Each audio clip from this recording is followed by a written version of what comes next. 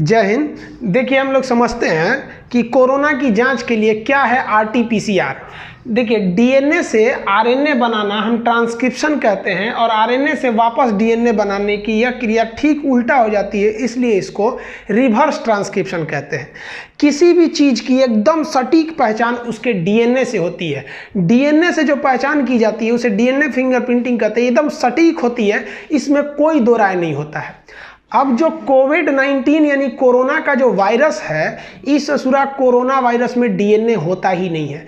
अब बताइए, एक तो ये घातक बीमारी, दूसरा इसकी पहचान करने के लिए जो मेन सोर्स था डीएनए, वो इसमें होता ही नहीं है। इसमें तो आरएनए होता है, कोरोना वायरस में आरएनए होता है। कोरोना वायरस का आप शक्ल देखिएगा तो कोरोना वायरस के बाहर लगे होते हैं स्पाइक प्रोटीन। ये बाहर इसको स्पाइक प्रोटीन जो होते हैं ये इसको पकड़ने में मदद करते हैं, और इसके अंदर जो होता है इसका जेनेटिक मटेरियल यानी जेनेटिक इंफॉर्मेशन ले जाने वाला आरएनए होता है। अब आप बताइए, आरएनए से तो करेक्ट जांच होती नहीं, डीएनए से जांच होती है। तो क्या करना चाहिए, इसी आरएनए को वापस बदल लेना चाहिए। किसमें? डीएनए में। तो आरएनए को वापस डीएनए बदलना क्या कहलाता है? Reverse transcription.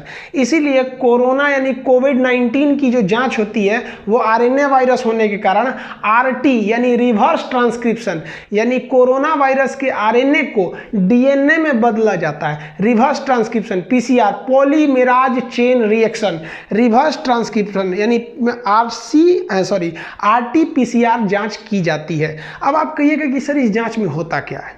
तो देखिए, जो भी वायरस मिलते हैं या कोई बीमारी मिलती है तो तुरंत पहले उसके डीएनए का एक सैंपल ले लिया जाता है। जैसे मान लीजिए ये सैंपल जो है, ये फिगर आप मान के चलिए कि ये फिगर कोरोना वायरस के डीएनए का फिगर है। तो हर लेबोरेटरी, हर हॉस्पिटल, हर जांच सेंटर को ये फोटो भेज दिया जाएगा कि भैया ऐसा फोटो जहां देखना समझ जाना वो क्या है, कोरोना वायरस है। अब क्या किया जाता है इस आरटीपीसीआर में कि किसी भी मरीज का बलगम निकाला जाता है, उसमें कोरोना वायरस होता है, उसमें आरएनए होता है, आरएनए से उसको डीएनए में बदला जाता है। अब उसके डीएनए के फोटो को इस फोटो से मैच कराया जाता है। मैच कर दिया गया तो कहता है बाबू हो गई लो कोरोना, हो गई लो मने पॉजिटिव, ना हो लो निगेटिव।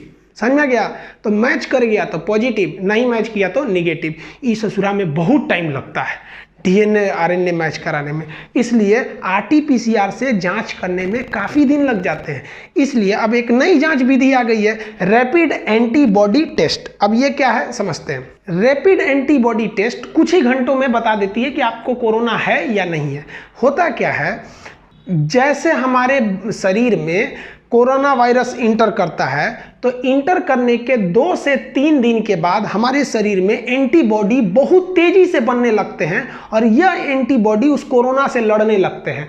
तो डॉक्टर आपके ब्लड की जांच लेता है। देखिए, आरटीपीसीआर में एक बलगम की जांच ली जाती थी, इसे मुंह खुलवा के अंदर से थूक निकाला जाता था, जबकि इसमें ब्लड की जांच होती है। और उस ब्लड को आप देखे होंगे एक इस तरह के व्हाइट कलर का किट होता है, इसमें हल्का गड्ढा होता है, इसी में डाल दीजिए।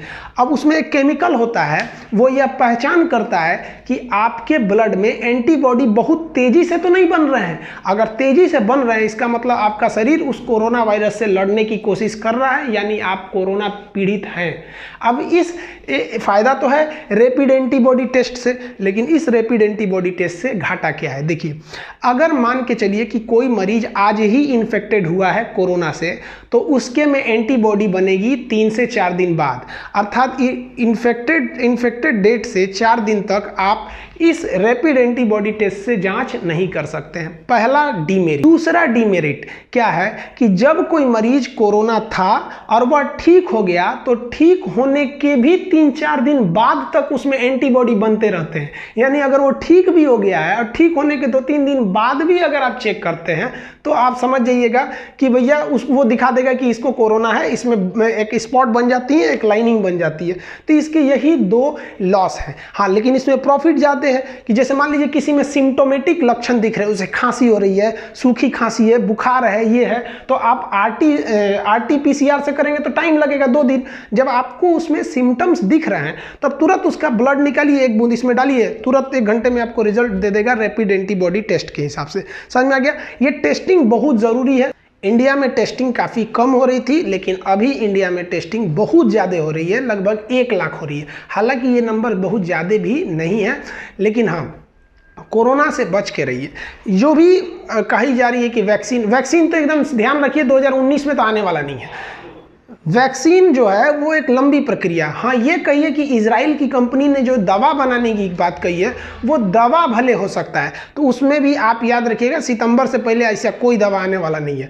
और एम्स के डॉक्टरों का कहना है कि कोरोना अभी अपना विकराल रूप नहीं लिया है, कोरोना अपना विकराल रूप हिंदुस्तान में लेगा।